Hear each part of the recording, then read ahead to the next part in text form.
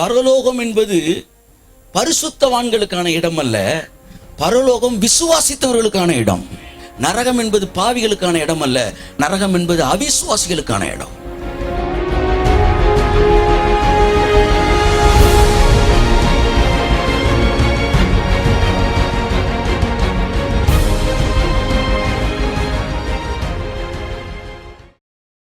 ஆராதனை எப்போ வரும்?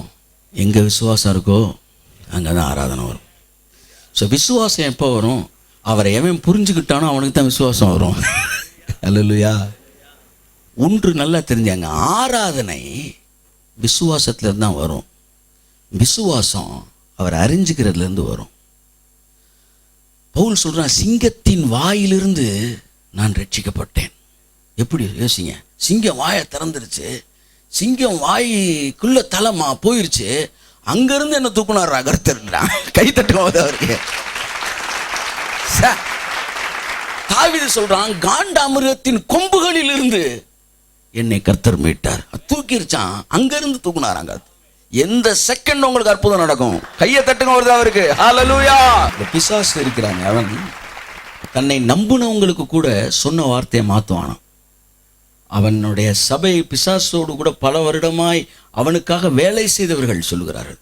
அவனை நம்பினவன்களுக்கே அவன் வார்த்தையை சொல்லி மாற்றிடுவானே, விடியா சொன்னேன் பார்த்துக்குவோம் அப்படின்னு.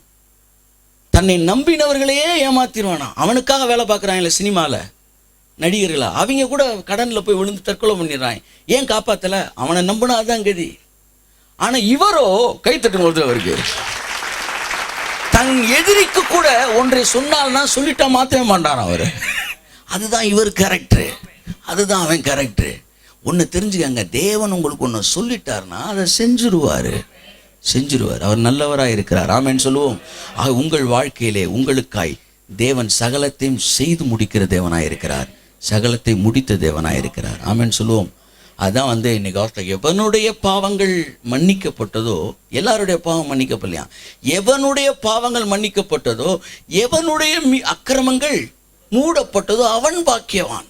எல்லாரையும் அல்ல, சிலரை மன்னிக்கப்பட்டவர்களாய் தேவன் பார்க்கிறார். அதான் நேற்று நான் எழுதினேன், பரலோகம் என்பது பரிசுத்தவான்களுக்கான இடம் அல்ல, பரலோகம் விசுவாசித்தவர்களுக்கான இடம். பரிசுத்தவான் யாருமே கிடையாது. அப்போ நம்ம அவரை விசுவாசிச்சனால அவர் ரத்தத்தில் நம்ம பரிசுத்தவான் ஆனோம், அதனால பரலோகத்துக்கு போகிறோம். அப்போ பரலோகம் யாருக்கான இடம்?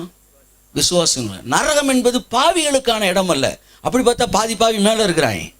நரகம் என்பது பாவிகளுக்கான இடம் அல்ல, நரகம் என்பது அவிசுவாசிகளுக்கான இடம். அதான் இயேசு சொன்னார், விசுவாசியாதவர்களையோ நரகத்தில் போடுவேன், விசுவாசிச்சவனா பரலோகத்துக்கு அனுப்புவேன். அவ்வளோதான். அவன் பரிசுத்தவான பாவி, விசுவாசிச்சாலே அவன் பரிசுத்தவான் தான்.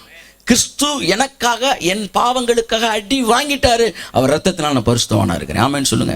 It is finished. எல்லாம் சொல்லுங்க, இட் இஸ் ஃபினிஷ்டு. ஒரு கட்டடத்தை கட்டுறதுக்கு முன்னாடி செல்லும் செலவை கணக்கு பார். கர்த்தர் சொன்னார், உன்னால முடியும்னா அதை பில்டிங் பண்ணு அப்படின்னாரு. அப்ப எல்லாரையும் கணக்கு பார்த்துட்டு தொடங்குடா அப்படின்னு சொன்னவர் நம்மளை கூப்பிடும்போது கணக்கு பார்க்காமலா கூப்பிட்டுருப்பாருன்னு கேட்குறேன். எல்லா கணக்கையும் பார்த்துருப்பார். ஏகப்பட்ட பிரச்சனை வருமையா, பரவாயில்ல பார்த்துக்குவோம், கையை தட்டி வந்தாரு. இவன் என்ன சொல்ல, டெய்லி 2 ஆத்மா ஆதாயம் பண்றானா இல்லையோ, டெய்லி 2 எதிரியை ஆதாயம் பண்ணிடுவான்டா.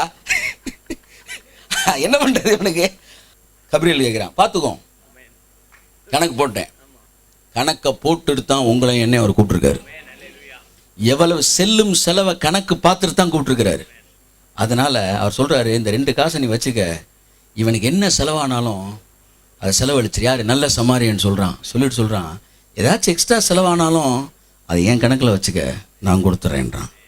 உங்களுக்காக பரலோகத்தில் ஹேண்ட் ஓவர் பண்ணிட்டு பிதாட்ட இயேசு சொல்கிறாரு, இவனுக்கு எல்லாத்தையும் கொடுங்க, ஏதாச்சும் எக்ஸ்ட்ரா செலவாச்சுன்னா அதையும் நான் கொடுத்துட்றேன்னு சொல்லலை, சிலுவையில் நான் கொடுத்துட்டேன்னாரு.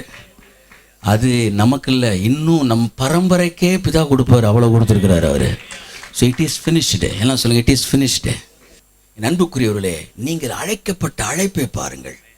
நீங்கள் ஆராதிக்கிற தேவனை அறிந்து கொள்ளுங்கள். அவரை குறித்த அறிவு இல்லாமல் நமக்கு விசுவாசம் வரவே வராது.